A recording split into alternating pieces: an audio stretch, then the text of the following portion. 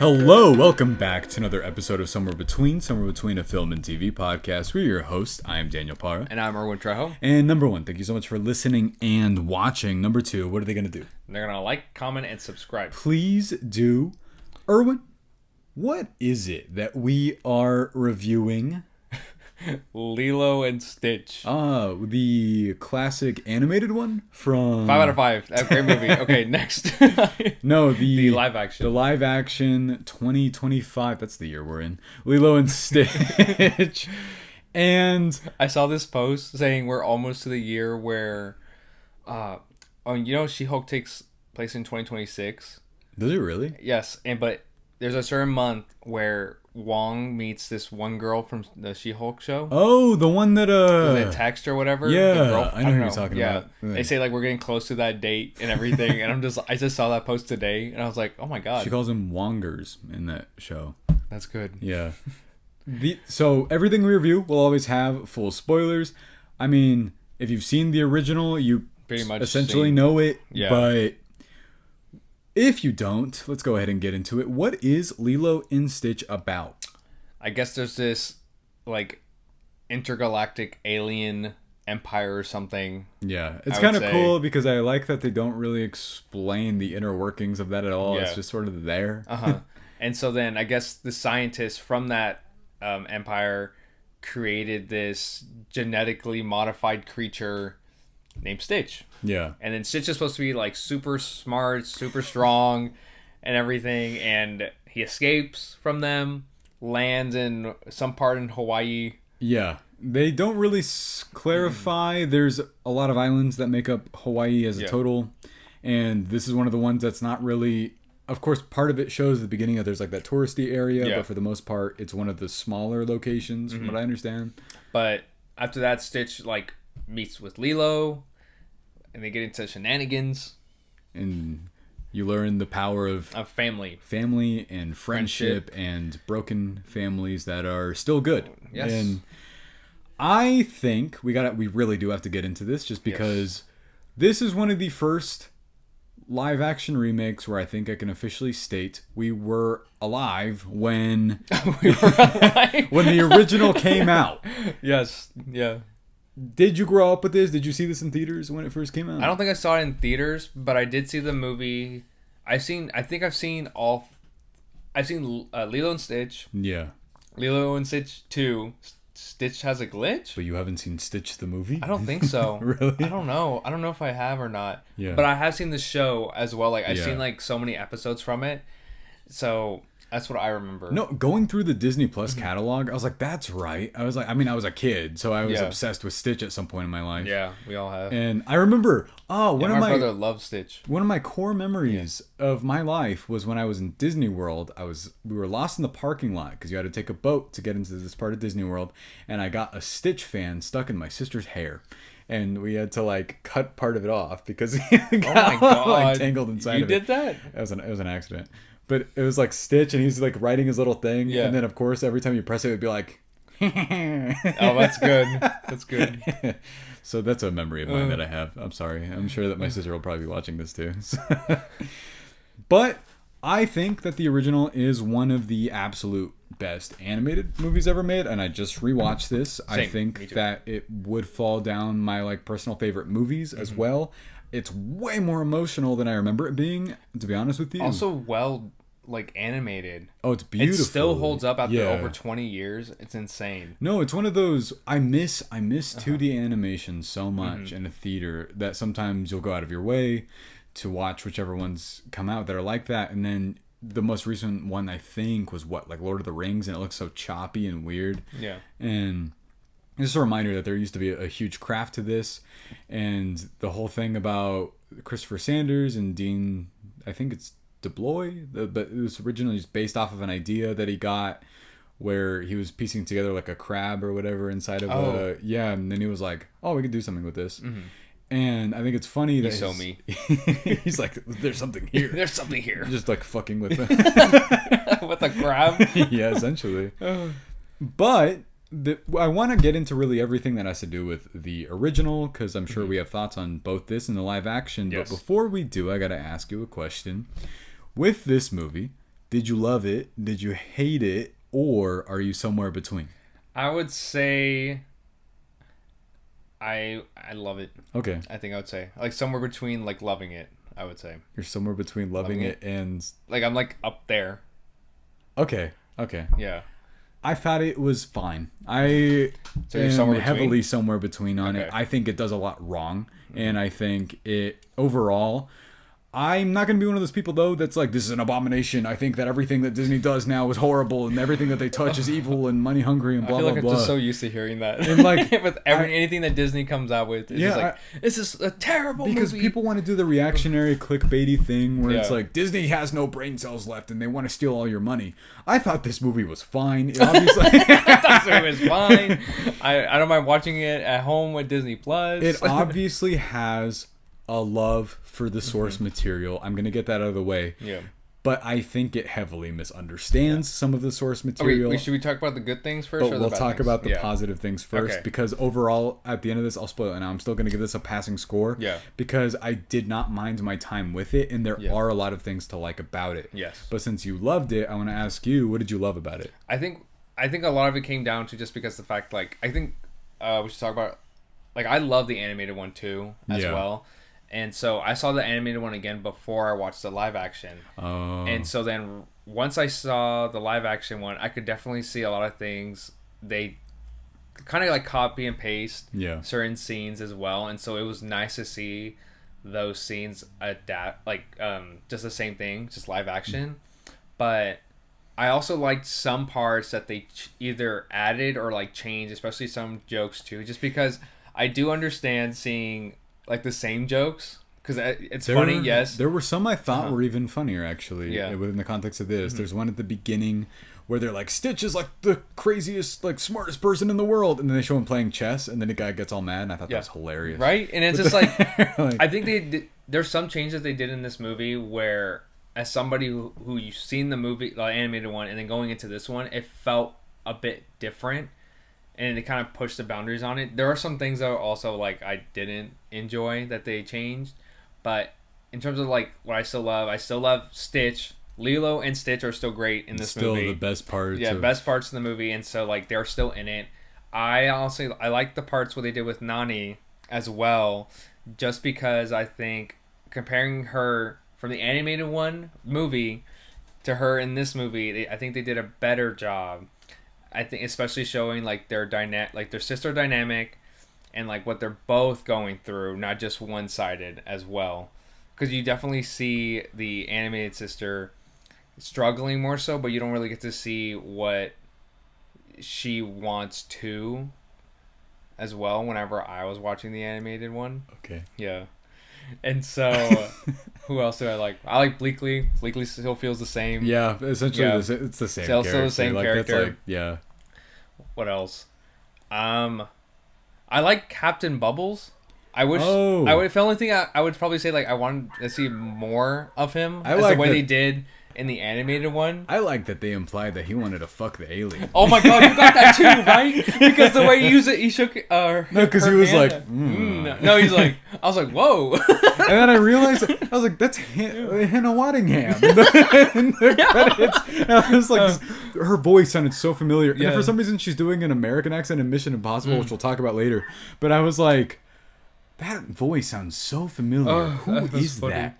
But I think they also did a good job showcasing like the Federation, except for Yeah. Captain Octo. But like, we'll talk about that later. oh, but Zach Galifianakis. oh yeah, as Jumba. Yeah. Yeah. But I think overall, like, that was great, and like seeing all of them like together in this movie, I think it worked for me at least, and showcasing like the theme of just like family and the whole Ohana.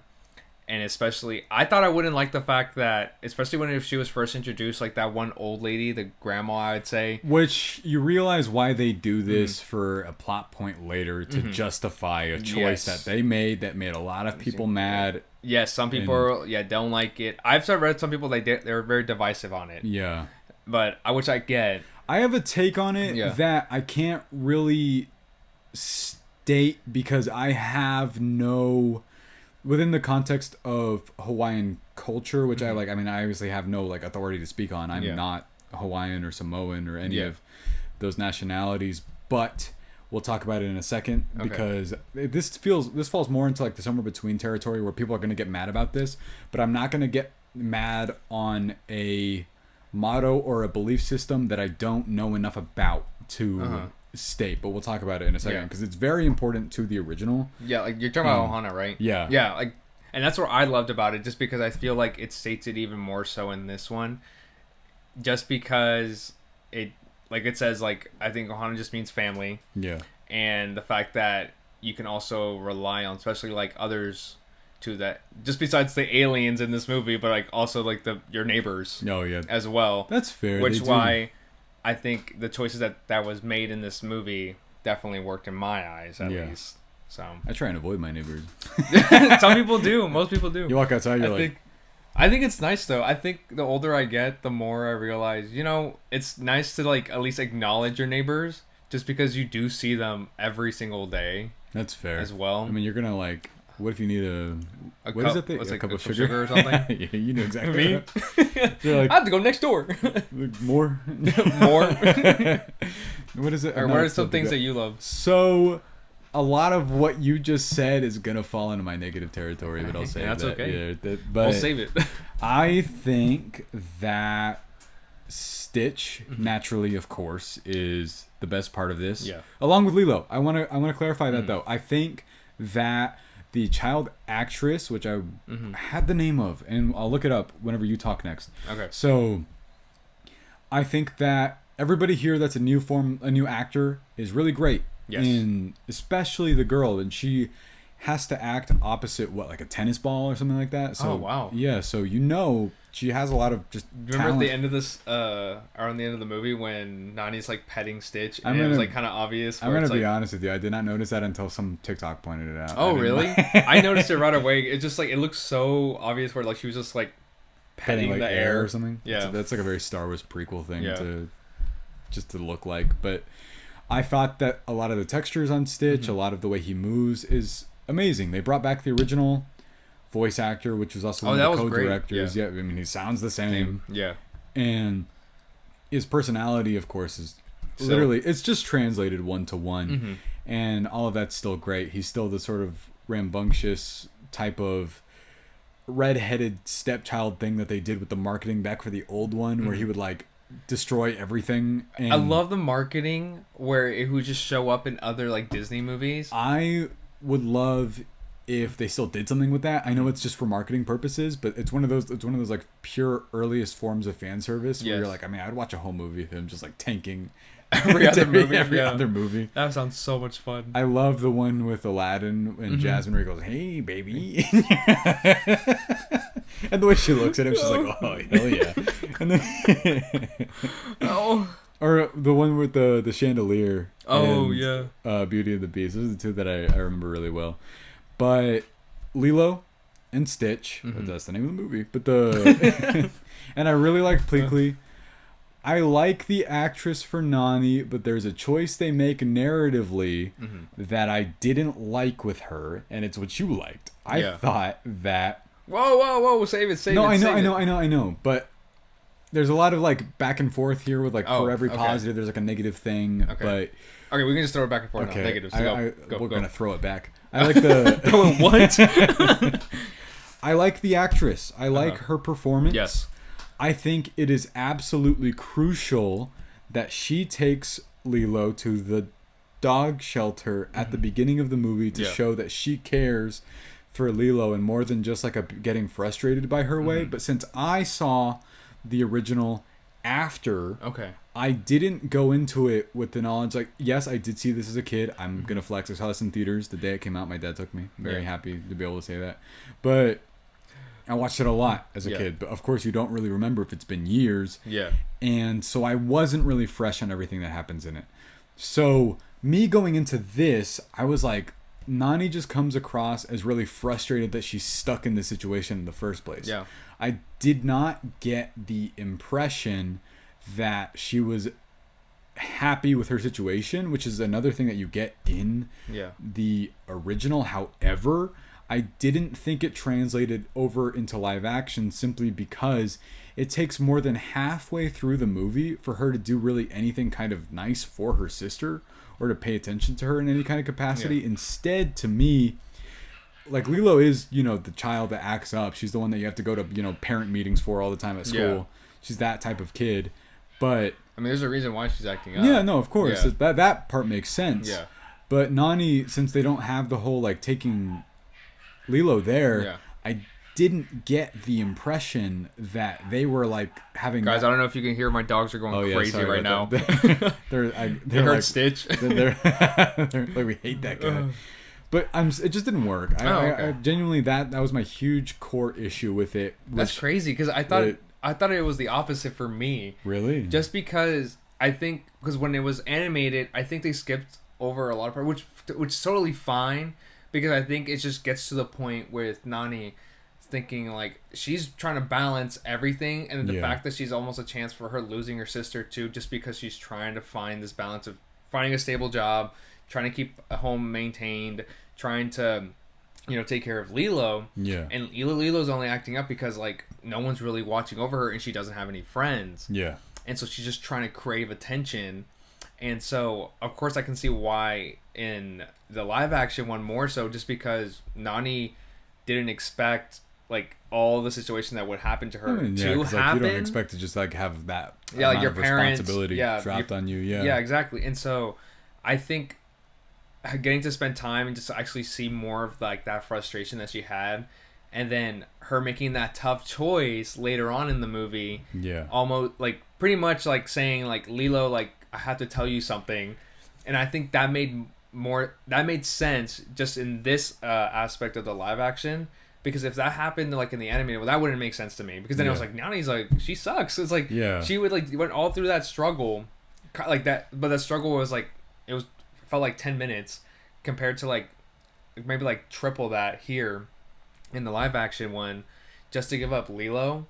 And so, but even then, it's just, like, that's where I think the theme still worked in my eyes with the animated to the live action, just because it just shows that it doesn't have to, like, like, family just didn't mean, like, the Stitch alone, but, like, also with, like, the people around you as well. I mean, they write this whole dilemma, like, morally speaking, to have her like this, but then they give her, like, this portal gun thing at the end that's just like, oh, we can see each other anytime we want to. Yeah, that's true. And it kind of goes back on an ending that it's sort of promising to be bittersweet, and then takes it back almost immediately. So you're kind of like, okay, so you can tell that they genuinely did not want to commit to that idea in the first place if they introduced that.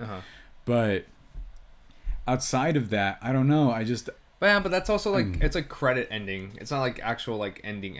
That's, like, the ending of the movie, though. Like, it cuts straight to that, and then he's like, I'm Elvis. And then oh, thank God. I'm glad they added Elvis still in there. That was great. I mean, that's important. My favorite thing from the animated one that made me laugh is, like, Lilo was trying to teach Stitch how to love someone. And with the old lady, and the lady had the flower, and he just curled her hand. I love that, yeah. I laughed out loud. And then, what did they say? I love that scene also, because he's like, you would be charmed by Stitch, come on. I like how often they're like, is that a dog? They're like, I think so. And he starts barking. That joke always works for me. Yeah. Always, because he's not. But yeah. He just starts talking. Yeah. I mean, another thing, though, I didn't like David. Who's David? Exactly. The guy. I mean, even in the animated one, he was barely. He had, like, a charming thing to him, though. I don't know. And it was kind of funny because this one, I don't really understand the whole concept behind, like, the reason why we change things is to make things more realistic. I'm like, that's a stupid fucking bullshit excuse. What are you talking about? Sometimes. I don't know.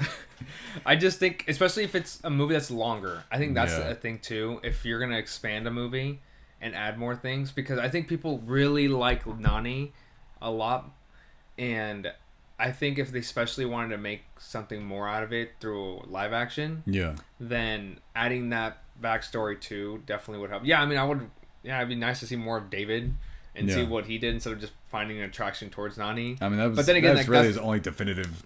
And that's how it was in the animated one. So I was like, he's right there.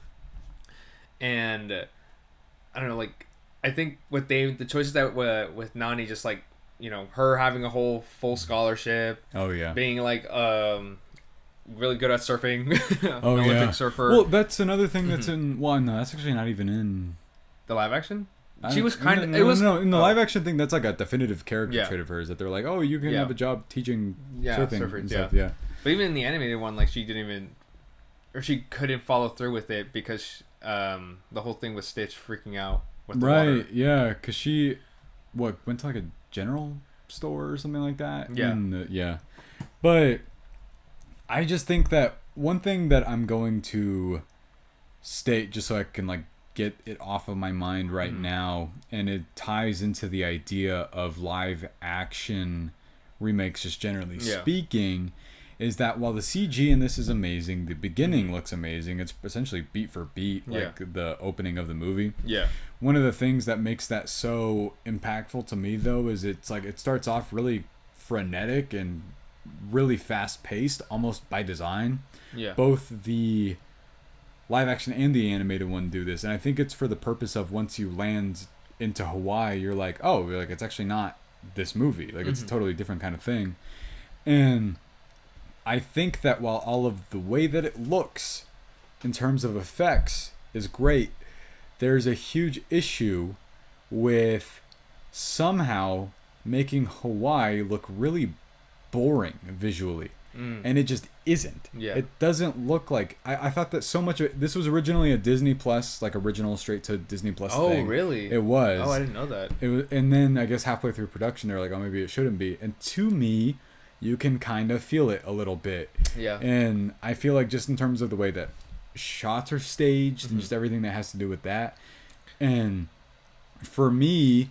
I think that there was this thing that I was complaining about recently, and it was with Snow White, and it's this idea of everything being taken literally by live action things that it doesn't need to be. There's so much of Lilo and Stitch that looks like the concept art, and people are like, why didn't they do the concept art for like Marvel, like let's say Ultron, their designs of that, where in that it's so sun-baked and it's so like oil painting and really colored in watercolor.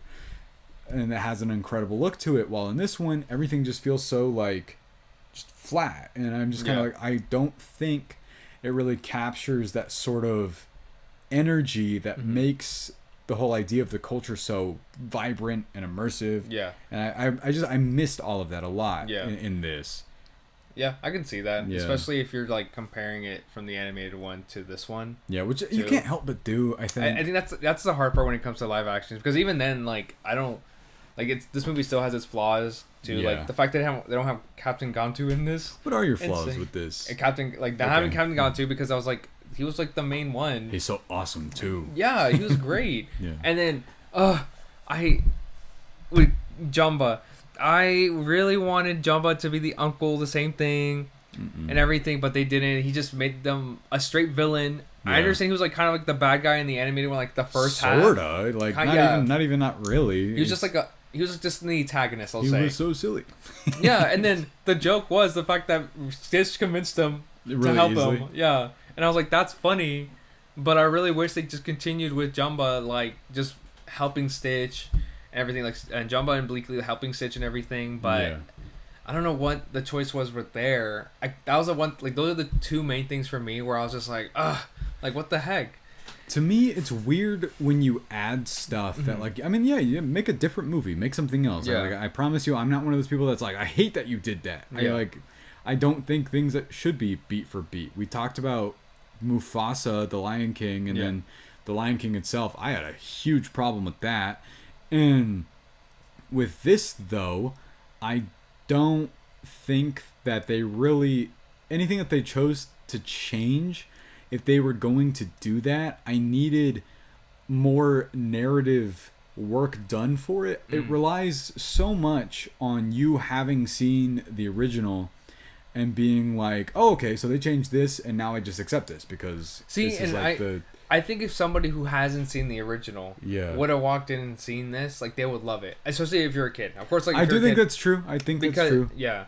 Just because I think the only thing you wouldn't enjoy is either like Jumba, just like him as a bad guy, just because he just felt very flat. Like the first, like whenever he was first introduced, I was like, okay, I kind of like it, But when he just became like I need to capture Stitch, Yeah. and I'm just like, I need more of Jumba. Like That I need him whole to do thing- more like personality type of thing that he Yeah. had, especially in the animated one. The whole thing became really one note to Yes. me because while Pleakley for some reason to me, I could, even though that's just one joke, I like Yeah. that a lot more. Yeah, And And I it's think a lot funnier to me. Bleakley was just the same Yeah. throughout, and I was like, I like that one. Yeah. That one was good. I mean, I don't mind the whole like, oh, they're humans now thing. I think Yeah. that if they're gonna cut costs on money, because it's obviously Yes. what the That's what happened. yeah, then it works. And Yeah, it would have been funny to see them both dressed up as humans, Oh, yeah. even though they're just aliens. I like that people just sort of buy it. The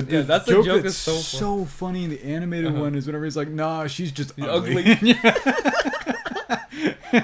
He's like, oh, you're so funny. And you're like, it would have. like, that's hilarious. But who knows? Because if they make a second one, Stitch has a glitch? yes, Yeah. with Leroy and then like what's his name, Ruben. We found out his name is Ruben, the guy who eats sandwiches. Yeah. I want to see all of them. I want to see, Stitch having a problem with himself and then going through an existential crisis. One thing that I really did miss in this, though, is the whole concept of Stitch.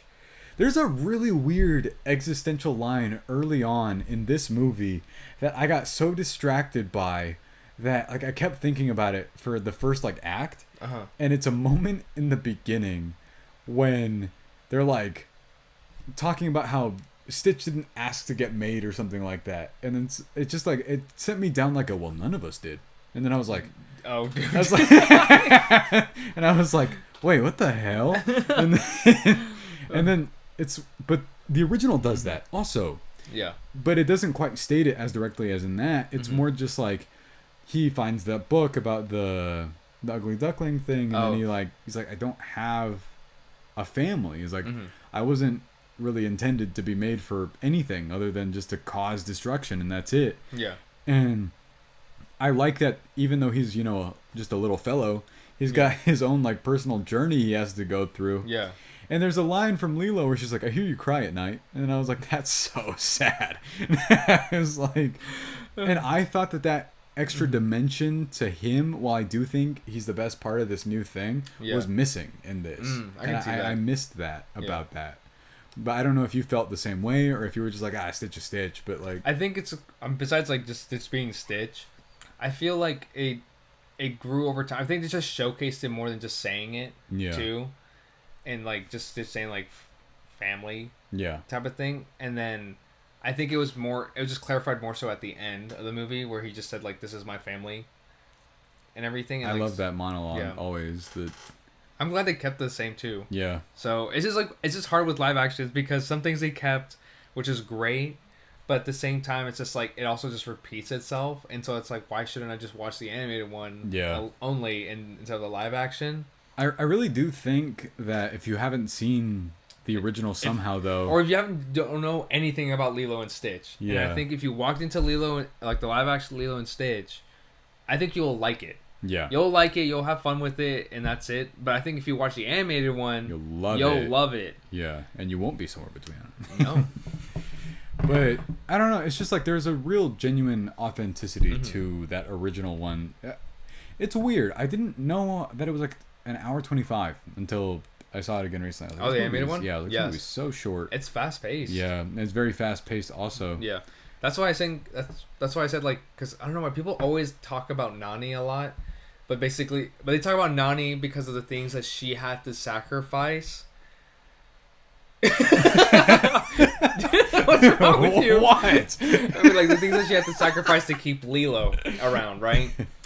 And because at the end, like in the animated one, she's also a teenager, and then in the live action one, same thing, still a teenager, and you just see more of her struggling and like the frustration that she had. And that's why I think that the choice that they made with her of having to like choose and like what's best for Lilo, but it's also what's best for her as well. It can't just be for Lilo as well, because Lilo's just a kid.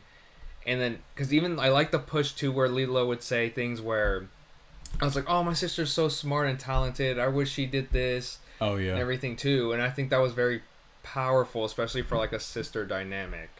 I mean, I do think that it works well enough. I just like wish that, I don't know, I just thought that there's a genuine charm in the older one, that the newer one, like I think that Lilo does a lot of like the heavy lifting in terms of that, because I still just feel a disconnect between those two things. Just with like Nani and Lilo. Yeah, Really? I do. Yeah, I did not. It's feel entirely that. because of the beginning portion of this movie. Mm-hmm. I think that they give too much of the, like, yeah, she should be stressed out. Like, absolutely. I'm not saying that like she shouldn't be or any of that.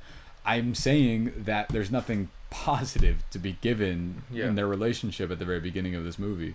I think so. And so I just like I just didn't feel it. What about in the bedroom? Whenever Lilo goes, "I like you more as a sister than a mom."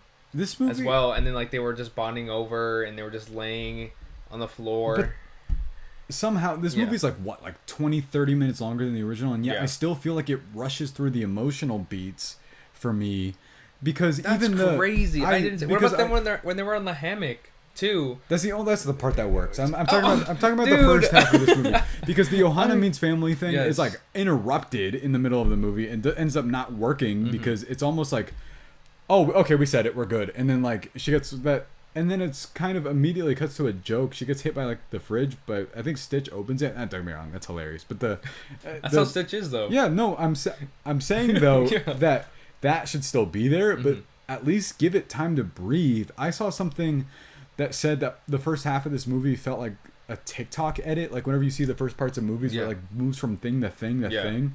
And I agree with whoever said that, because I disagree, because even in the animated one, it was moving like that too. But it just worked. I say it still worked regardless. No. I don't know. I disagree. I still think it works. And the things that I didn't like were just mostly just choices that they just didn't add, because they didn't add from the first one, or they just changed like that Jumba.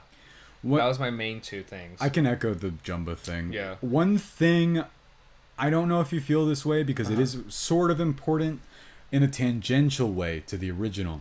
There's this ongoing joke that Lilo is obsessed with photographing white people visiting the island, and they're all obese for some reason. It's just oh yes, I know what you're talking about. Yes. And that's important because there's this consistent talking about how a lot of the economy of Hawaii is sort of based on tourism and things like that, but a lot of the natives wish that people would stop visiting due to the sort of disrespectful nature of when people visit sometimes. And I can't speak on everything, but what I miss... Didn't you visit Hawaii? Oh, I did, yeah. Okay, continue. But there's a sort of like thing just in terms of disrespecting the island itself, because a lot of the land is considered sacred, that makes sense. Just different things like that, which is why at the beginning I like that she's visiting one of those touristy hotels, but she's just like taking pictures of people still. But I wish that was integrated more, because that's just one of the jokes that she's like had an obsession with hanging on the wall. And it's like this sort of subtle commentary on that, and I missed it a little bit. But I know that we have to get like people to go to the resort thing or whatever that Disney's probably trying to get you to go to. Yeah. But it was probably mentioned, and they were like, absolutely not, we have resorts. Yeah, they were like, you know that we have like Lilo and Stitch Island, right? We have a whole hotel just of that. That's like when I saw Coco Land, and then I walked in there at Disney World, and then they were serving quesadillas of all things, but it was like those like fake those ones at HEB, like the Bell. Dude, don't tell. No, yeah. I don't want to hear about that. Authentic Mexican food. Yeah, so I mean, don't get me wrong, I like Epcot, and I got the shirt from Disney World actually, but but nice. Thanks, yeah. Well, do you have any like more positives or negatives? No, I think that was it. Yeah, I didn't really. I understand the whole tourist thing too. Yeah. But I feel like I guess they just wanted they kind of slightly touch about it, but just because like she was there at a tourist thing, and I think you can definitely tell whenever something looks very. To me, every time like they would show a shot where like at a hotel, she was that or like playing around with, that it looked very, it just looked very meek. Yeah. Like it just looked like ugly to see. Oh. But every time she would be walking back to her home, it just seemed a lot cleaner and like Yeah. it looked like everything had to be, or like everything looked in place. Yeah. So that was like the only thing I could think of from that. Yeah, I mean, But I do remember whenever she would take a photo of that guy with a sunburn. oh yeah, Yeah. and he was always drop his. That's ice cream. Yeah. Yeah. And this one is shaved ice. I got really good shaved ice from there. Actually, it's pretty incredible. Oh. But I'm still wondering if Stitch eats meat. I said that beforehand. There's this part where he's like, "Oh, I like cake," and then like destroys a wedding, and that's hilarious. So, like that's funny. But That's added. and then he gets run over, which that did happen. In the, Yeah. That was added. Yeah. Yeah. I like that though. And then Bruno Mars is playing. I think that's what it was. Oh yeah, it's like 24 carats or something. Yeah. Overall, what did you think of this? Yeah, I liked it. Yeah. I mean, I think I wouldn't be hesitant of watching this one again, but I mean, I still prefer the animated one regardless. So, What's your score? 4 out of 5. As a I 4 was out of 10. I was like, whoa! Like Erwin, we don't even do Whoa. 10. It's like that bad, huh? As much as I complained about it, just because I think it's one of those things where I just like was let down by the actual thematic core of the movie. A lot of it is still charming enough. Stitch and Lilo are charming. Yeah. Just they're well done. Like that, I will say that they are great. I mean, luckily they were there the entire in the movie because they would have sucked if it was just like No, if they did this whole like we're gonna focus on Nani the entire time, I'd be like, yeah, I'm pissed. Yeah, I'd be like I don't understand what we're doing here. I want to add though the Gone 2 thing is a crazy choice to me. Yeah, that's true. After having seen this part again, he's so critical to the. He's in it. He's in the movie, and that's where I'm just like, oh, why isn't he in the live action? Also, the Bubbles thing, he doesn't carry the same weight that Ving Rhames does. You know what's kind of funny? Ving Rhames is in Mission Impossible, and then Hannah Waddingham is in the new Mission Impossible, but then she's in Lilo and Stitch. Yeah. That's interesting. And they came out the same day. No. Fun fact. But overall, I thought it's one of those things where I'm like, it's not offensive. It's fun to watch. Parts of it are hilarious. So, I mean, overall, as much as I complained about the actual movie itself, I enjoyed it. Yeah, I thought it was one of those things like just like Snow White. I walked out of it, and don't get me wrong, this is a better movie. But I walked out of it, and I was like, okay. And then like forgot about it, essentially. Yeah, I'm pretty sure we both don't think it's like the worst movie. No, ever. And you're gonna see a billion YouTube videos that are like, "This is the worst thing that I've ever seen. This like little blue maniac is so evil." Like, and then it's gonna have, and then it's gonna have Stitch like doing the ah ha ha thing, and then it's gonna be like Disney's new abomination, and then it's gonna. Should probably even though it's breaking records. I'll do that myself, even though we didn't even give it that kind of review. Funny. I saw someone. I'm not gonna shit talk anybody's YouTube video, but I'll tell you after. But overall, what are they gonna do? They're gonna like, comment, and subscribe. Please do. Erwin, what's up next? Mission Impossible: Dead Reckoning Part 2. Final Reckoning. I don't know. When I watched Dead Reckoning Part 1, it said Part 1, and I wish they just I watched it through Prime. Oh, did you? And I kind of wish that they could change it, like the title. Yeah, what didn't they do that with Edge of Tomorrow? Whenever I think so, right? Yeah, because it's called Live, Die, Repeat, Edge of Tomorrow, and then I don't even remember what the thing that was called that was based off of, but I wish they changed it because now it bothers me. Yeah, that they were like, you know, they went through another era of their whole Part 1, Part 2, and now they're like, maybe we shouldn't do that. But thank you guys so much for listening and watching. What did you think of Lilo and Stitch? I'm sure everybody has a lot to say about this. Yeah. It's one of those things where you realize that people are like, oh my God, people are very passionate about the things that they're passionate about. That is true. But oh yeah, I'll talk about something after. Okay. Yeah. Oh, also, do you guys remember the Lilo and Stitch Disney Park ride where he like burps at you? I'm curious. But thank you guys so much for listening and watching. We will see you next time.